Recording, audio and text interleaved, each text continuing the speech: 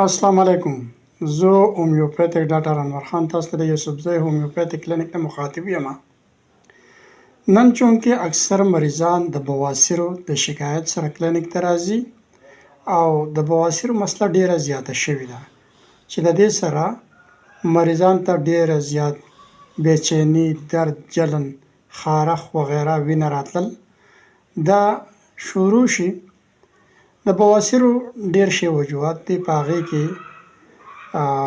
سپایسي فوډ مثالدار خوراکونه کول، ورزش نه کول، د اوبو کم استعمال، قبض، موټاپا، دغه شانتي سیډنټري لایف سټایل.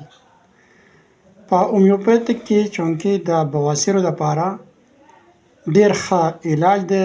الحمدلله ډیر مریضان راځي د بواسیرو د شکایت سره چې د هغوی مسله که دا په اولني سټیج کې راشي، اولني دویم کې، نو بیا خو ډیر زر د یو ځل دوه ټریټمنټ سره مریضان ښه کېږي.